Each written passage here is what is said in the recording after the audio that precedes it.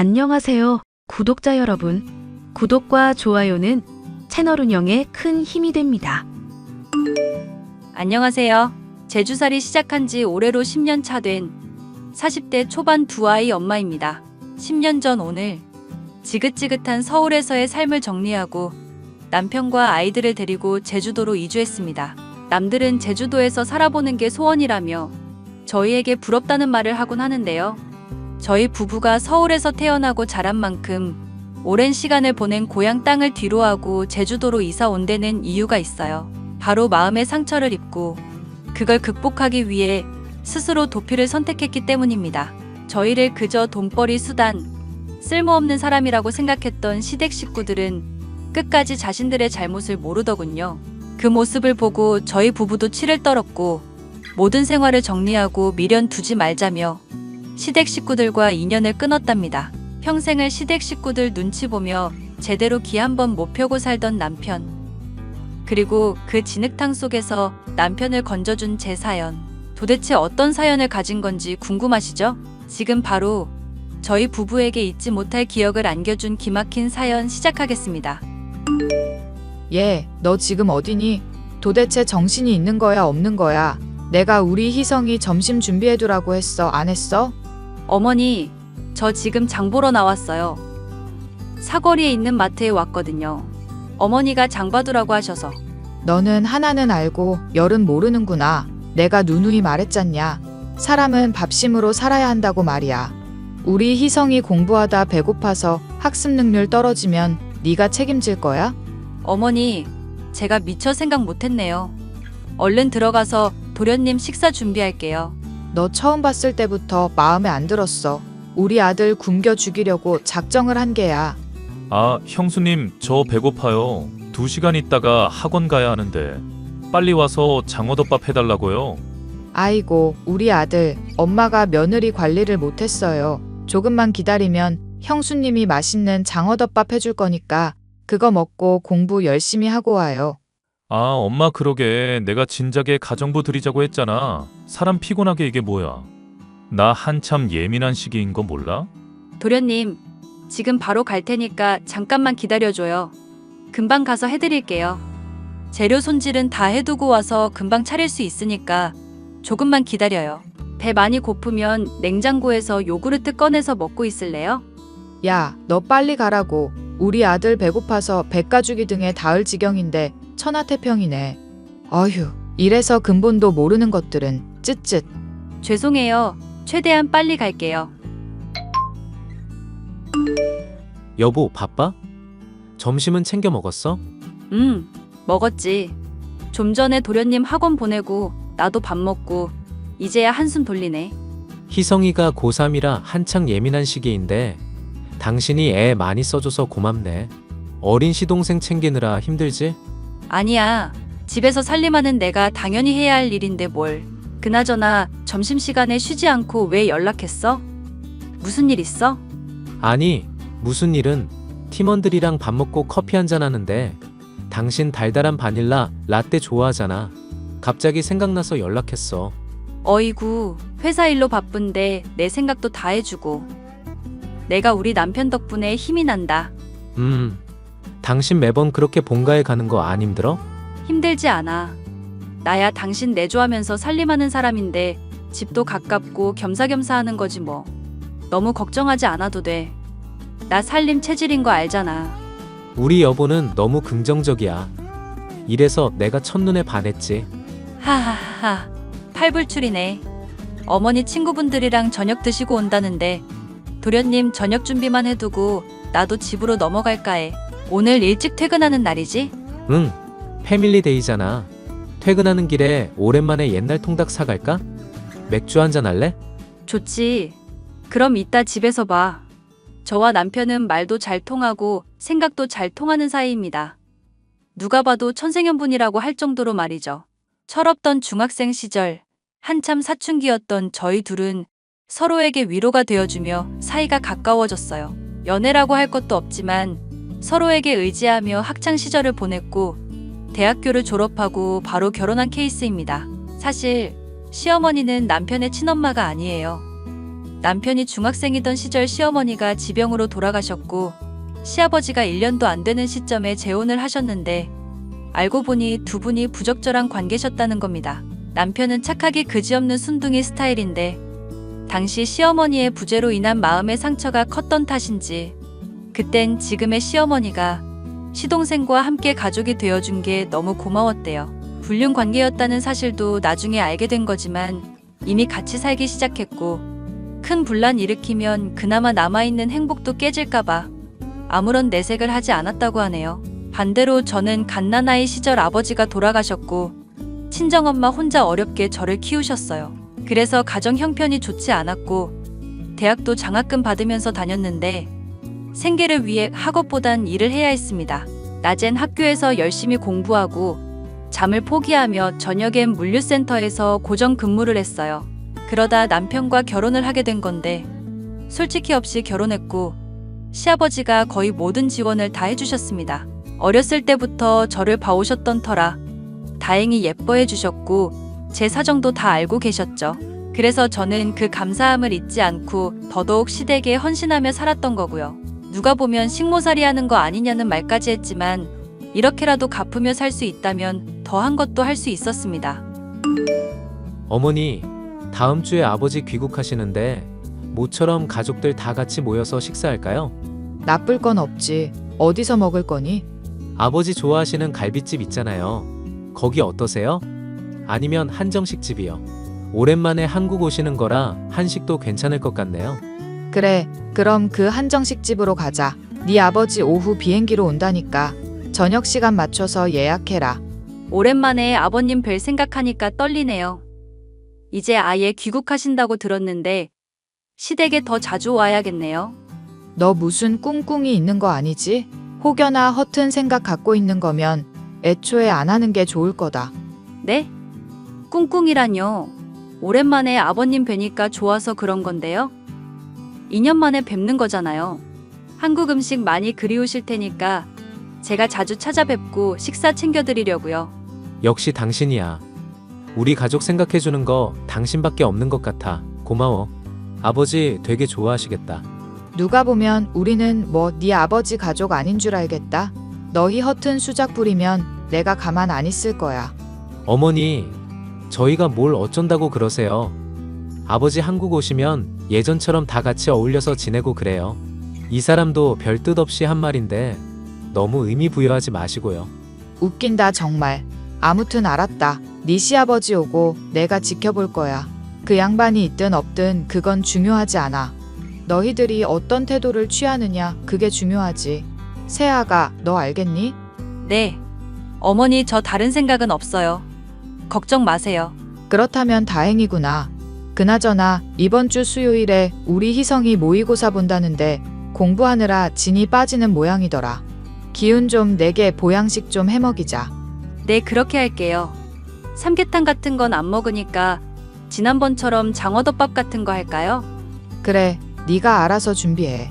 시아버지는 대기업 임원이셨어요.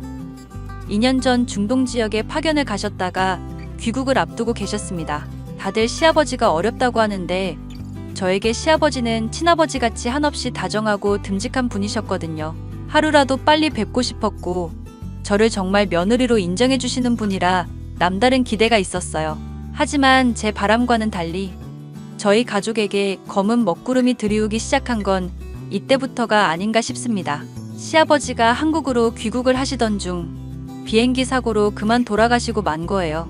갑작스레 일어난 일이라 앞뒤 사정 알아볼 새도 없이 깊은 슬픔에 빠지고 말았고 그렇게 황망히 보내드려야 했습니다. 시아버지의 49제가 지난 시점부터 시어머니의 태도도 급변하기 시작했어요.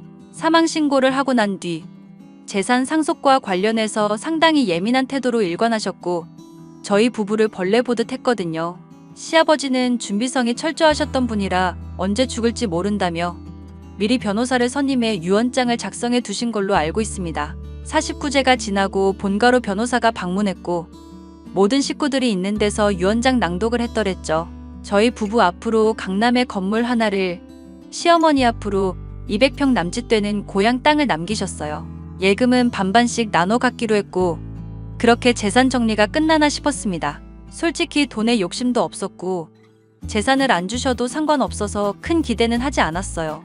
그런데 재산 정리가 얼추 끝나나 싶었는데 시어머니가 풍기는 분위기가 심상치 않았습니다.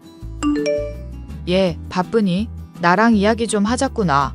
네, 어머니. 말씀하세요. 내가 곰곰이 생각해봤는데 재산을 다시 나누는 게 좋을 것 같아서. 너희가 받은 강남 건물 있잖니? 그거랑 내가 가진 시골 땅이랑 바꾸자. 네? 갑자기요? 근데 제가 함부로 말씀드릴 건 아니고 그이랑 상의를 해봐야 할 문제 같아요. 상의는 무슨 상의야? 몇십 년을 뒷바라지한 나보다 본처 자식들이 중요하다 이건가? 나는 갈 일도 없는 시골 땅이나 줘놓고 너희들은 번듯하게 강남 건물이라니. 저는 잘 모르지만 그렇게 주신 이유가 있지 않을까요? 이유는 무슨 이유야? 그딴 깡 시골에 있는 땅 몇 평 가지고 누구 코에 붙인다니? 내가 이놈의 양반 이럴 줄 알았어. 저는 잘 모르겠어요. 그이한테 이야기해보고 말씀드려도 될까요? 그래, 상의 좀 해봐라. 너희한테 나쁠 것도 없잖니. 나야 희성이 한참 예민할 시기고 앞으로 대학 다니고 돈 들어갈 일 많은데 차라리 그 건물 나한테 주고 너희가 시골 땅 가지는 게 서로한테 맞는 일이 아닌가 싶다. 제 재산이 아니니까 뭐라 말씀드리기 어렵네요. 그이한테 말해서 알려드릴게요. 아마 그 녀석은 오케이 할 거다. 어차피 대기업 다니면서 월급도 괜찮게 받는데 너희는 큰 돈 들어갈 일도 없고 아이도 없는데 건물은 좀 과하지 싶네. 아무튼 이야기 잘 해봐. 네네, 알겠습니다. 어머니 식사 챙겨 드시고 계세요. 연락드릴게요. 시어머니는 대놓고 저희 부부가 상속받은 건물과 자신의 땅을 바꾸자고 하시더군요. 저희가 상속받은 건물은 5층짜리 건물이었는데 한 달에 월세로 2천만 원 가까이 되는 금액을 받을 수 있었습니다. 시어머니는 그게 탐이 나셨는지 시시때때로 저를 불러다 건물 이야기를 하셨어요. 시동생 핑계를 대며 돈 들어갈 일 많다. 이 나이에 일을 할 순 없잖냐면서 온갖 불쌍한 척은 다 하셨죠. 남편에게 이 이야기를 전달하니 어이없어 하면서도 이것저것 생각이 많은가 보더라고요. 저희야 모아둔 돈도 제법 되고 시아버지가 남겨주신 예금도 적잖은 금액이어서 크게 욕심부릴 일이 없었습니다. 한참을 고민한 끝에 시어머니가 원하는 대로 바꾸기로 했어요. 시어머니는 입이 귀에 걸리셨고 변호사를 대동해 법적으로 문제가 없게끔 모든 절차를 다 마쳤습니다. 이때다 싶었는지 시어머니는 온갖 사치를 부리기 시작하셨어요. 한동안은 저희 부부에게 호의적인 반응을 보이며 너희 덕분에 두 다리 뻗고 잘 수 있겠다라며 좋아하셨죠. 당신 후회 안 해? 후회라니? 재산 문제 때문에 물어보는 거야? 솔직히 우리가 손해보는 거 아닌가 싶어서. 어머니가 하도 성하시니까 자기가 하라는 대로 한 거지만 우리야 뭐 벌고 있고 살아가는데 지장 없는데 그깟 건물 하나 없다고 크게 달라질 건 없지. 그리고 대신 땅 받았잖아. 그 땅 어머니 말씀처럼 정말 깡시골에 있던데 잘한 선택인지 모르겠다. 왜 그래? 어차피 욕심도 없었고 어머니 말 맞다나. 희성이 대학 가고 그러면 들어갈 돈도 만만치 않은데 일도 안 하시는 분이 그렇게라도 돈 버셔야지. 우리 진짜 긍정적이다. 그치? 하하하. 내가 봐도 좀 그렇네. 당신 뭐 먹고 싶은 거 없어? 내가 퇴근길에 사갈게. 아니야. 아까 도련님 챙겨드리고 과일이랑 이것저것 먹었더니 속이 좀 더부룩하네. 그럼 소화제 사갈게. 내가 지난번에 다 먹어서 없을 거야. 어휴. 나는 살면서 돈 걱정 안 할 줄 알았는데 이런 식으로 골머리 앓게 될 줄은 몰랐네. 지난 일이니까 신경 쓰지 말자. 그 땅이 제 값어치를 하는 날이 오겠지. 긍정적으로 생각하자고. 그렇게 재산을 다시 한번 마무리하고 보통의 나날을 보내게 되었습니다. 시어머니는 고3이라 한참 입시 때문에 바쁜 시동생을 저에게 맡기고 해외며 국내며 안 다니시는 데가 없었습니다. 살아생전 시아버지가 몰던 차를 돌연 폐차시키더니 외제차도 구매하시고 정말 부잣집 사모님이라도 된 것처럼 온몸에 명품을 휘감기 시작하시더라고요. 시동생도 공부와는 점점 거리가 멀어졌고 점점 사치와 허영심에 물들기 시작했죠. 당연히 시어머니가 뭐든 돈으로 해결하려 하고 이제 여유가 생기니 그걸 본 시동생도 자연스레 그 태도를 배운 겁니다. 가정부까지 고용하셔서 제가 그만큼 시댁에 신경을 덜 써도 되나 싶어서 저도 제 취미 활동을 하기로 했어요. 요리하는 걸 좋아해서 요리학원도 등록하고 짬짬이 자격증 공부도 하고 조금씩 저만의 시간을 갖게 되었습니다. 마음의 안정이 찾아드니 저희 부부에게도 기다리고 기다리던 아기 천사가 찾아왔어요. 오랜 시간 시험관 시술도 해가며 많은 기다림의 연속이었는데 갑자기 찾아온 행운에 어찌할 줄 몰랐습니다. 더 대박인 건 제가 쌍둥이 아이를 임신하게 되었다는 사실이에요. 하지만 아이를 가진 기쁨도 잠시 시어머니는 대놓고 불편한 기색을 내비치셨습니다. 세아가 너 임신했다며 큰애한테 들었다. 네, 어머니. 얼마나 기다리던 일인지 몰라요. 그동안 솔직히 마음 졸이면서 살았는데 이렇게 큰 기쁨이 배로 돌아와서 너무 감격스럽네요. 그렇구나. 나는 일부러 너희가 안 갖는 줄 알았어. 아무튼 그 아이들 낳을 거니? 네? 당연히 낳아야죠. 무슨 뜻으로 하시는 말씀이세요? 아니, 재산 분할한 지도 얼마 되지 않았는데 건물을 다시 돌려달라거나 그런 건 아닌가 싶어서. 어머니, 저희를 어떻게 보시고? 아니, 솔직히 그렇잖냐. 내가 희성이 때문에 돈 들어갈 일 많으니 건물이랑 땅이랑 바꾸자 해서 바꾼 건데 너희도 부모 될 입장에서 아이가 느닷없이 둘씩이나 되니 돈 들어갈 일 많을 거 아니야? 아, 그런 의미셨군요. 저희 그 건물 아니어도 잘 살 자신 있고요. 욕심낼 생각도 없어요. 저희를 뭘로 보시고? 그래? 그럼 각서 하나만 써라. 건물 다시는 탐내지 않겠다고. 그래 줄 수 있지? 어머니 정말 너무하신 거 아니에요? 축하한다는 말씀도 안 해주시고 다짜고짜 재산 걱정하시는 거 좀 불쾌하네요. 뭐? 불쾌해? 네가 내 입장 돼봐라. 안 그래도 계모라서 시어머니 대접을 제대로 해줬니? 너도 나 은근히 무시했잖아. 네? 그건 또 무슨 말씀이세요? 제가 언제 그랬다고요? 내가 모를 줄 아니? 너 시도 때도 없이 시댁 와서 고생하는 척하면서 그렇게 하면 재산 많이 물려받겠지 싶었던 거 아니야? 어머니, 진짜 이해가 안 가네요. 제가 그런 속물이었으면 진작에 그러고도 남았겠죠. 저희 부부가 그런 생각을 갖고 있으면 어머니랑 재산 정리했겠어요? 그냥 무시하고 갖고 있고 말지. 그건 그렇지. 아무튼 각서라도 써야 내가 마음이 편할 것 같다. 참나, 까짓 거 써드릴게요. 대신 어머니도 각서 써주세요. 혹시 알아요? 저희가 그나마 가진 그 땅도 탐내실지? 뭐? 말이면 단줄 아나. 어머니도 방금 그러셨잖아요. 그리고 이참에 말씀드리자면요. 가정부 고용하셨으니까 이제 제가 살림 안 해도 되는 거죠? 저 아이도 생긴 마당에 태교도 해야 하고 바빠질 것 같거든요. 물론 최소한의 며느리 도리는 하겠습니다. 참나 어이가 없네. 꼴의 며느리라고 생색내긴. 그런 줄 알고 있겠습니다. 그럼 저 가볼게요. 시어머니는 태어날 제 아이들이 본인의 재산을 탐이라도 낼까봐 노심초사하셨어요. 아직 태어나지도 않은 아이들을 들먹거리면서 재산을 운운하는데 얼마나 비겁하고 치졸해 보이던지요. 솔직히 남편 월급 600 이상 벌어오고 저희가 사치를 부리거나 하는 스타일도 아니어서 충분히 생활 가능합니다.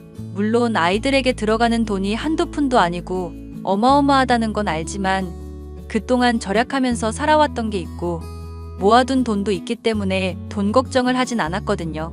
그런데 시어머니께 속물 취급을 당하니 속이 있는 대로 다 상하고 오만정이 다 떨어졌습니다. 더 이상 시댁에 왕래하고 싶지도 않았고 저도 사람인지라 서운한 마음이 들더라고요. 그렇게 몇 개월의 시간이 흘렀고 저는 평소와 다름없는 생활을 했어요. 남편에게 혹시 누가 될까 평소 하던 것처럼 시댁도 잘 챙기고 제 몸도 챙기고 하면서 지냈습니다. 그런데 어느 날 일하던 가정부가 돌연 일을 그만둬버리는 바람에 또다시 제가 뒤치다꺼리를 해야 했어요. 임신한 몸이라 전처럼 과도한 집안일은 하지 않았지만 상당히 귀찮더군요. 시어머니가 어느 날엔 가족여행을 가야 한다며 짐을 싸자고 하더라고요. 그래서 저는 당연히 가족여행이라길래 저희가 다 같이 가는 건가 하고 있었습니다. 며느라, 다음 주에 가족여행 가게 준비 좀 해놓거라. 목록대로 준비 좀 해줄 수 있지? 몸이 무거워서 많은 일을 시키지도 못하고 저 정도는 할 수 있지? 갑자기 무슨 여행이에요? 어디로 가시는데요? 가족여행이라니까 멀리 안 가고 괌에 갔다 오려고 한다. 열흘 정도 쉬다 올 건데 넉넉히 짐을 챙겨다오. 내가 해외는 처음이라서. 네, 어머님. 너무 기대되네요. 가족여행이라니 설레는데요. 너는 집 지켜야지 뭔 헛소리냐? 잡부년이 아직도 주제 파악을 못하니 원. 네? 집을 지키라뇨? 좀 전에 가족여행이라고. 가족여행은 맞지. 언니들이랑 다녀올 거거든. 왜? 뭐가 잘못됐니? 아, 저는 가족여행이라길래 저랑 그이, 어머니랑 도련님인 줄 알았죠. 생각하는 거 하곤. 내가 너희랑 여행을 왜 가니? 각자 알아서 살아도 피곤하구먼. 너희는 너희가 알아서 가라. 네, 그럴게요. 캐리어 어딨는지 알려주시면 조금 이따 가서 살펴볼게요. 너 상당히 찝찝해 보인다. 아니요, 찝찝할 게 뭐가 있어요. 너같이 살림만 하는 애들은 뭘 몰라.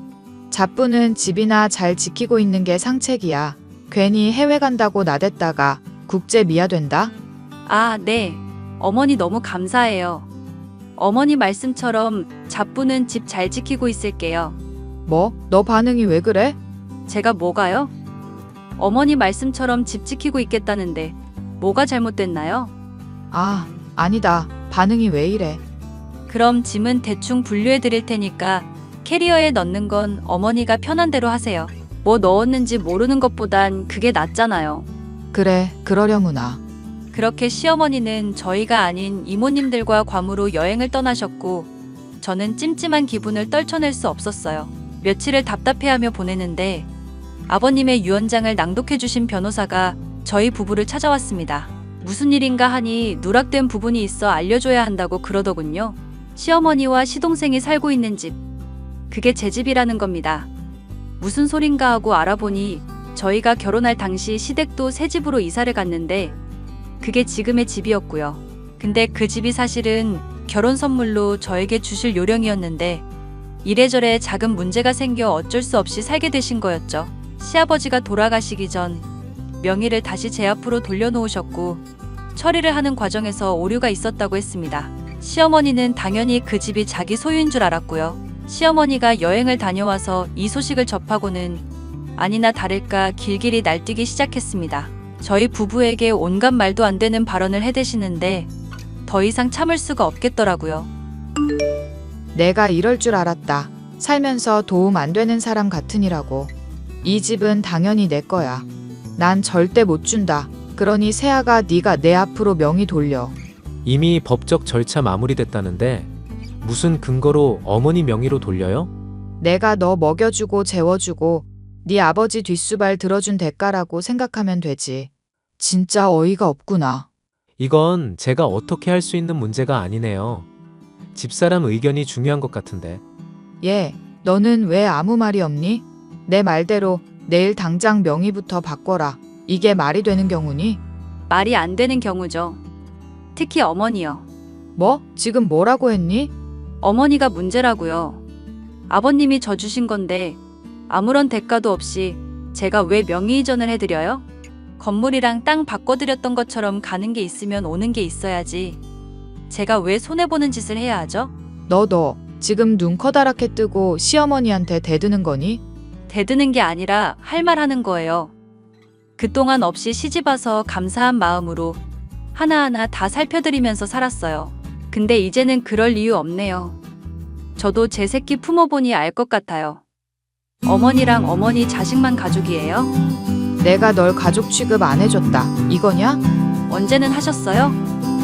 지난번에 저한테 잡부년이라고 하셨죠?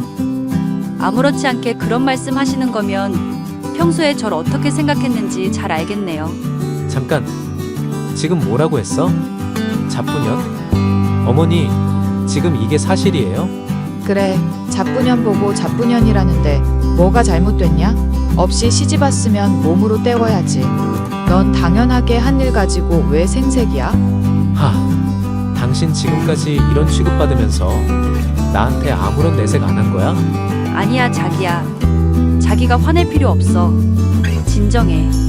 나도 소중해서 함부로 못하는 당신을 어머니가 뭔데 잡부 취급을 하는데? 고마워해야 하는 건 어머니예요. 이 사람이 어머니랑 희성이한테 못한 게 뭐가 있어요? 이제 말도 안 되는 그 억지 그만 부리세요. 재산 정리 다 끝난 마당에 왜 그러세요? 너 지금 말 다 했냐? 이래서 검은 머리 짐승은 거두는 게 아니라는데 그때 보육원에 확 보내버릴 걸 그랬어. 지금 말 다 하셨어요? 와, 가족이길 포기하시는 거네요.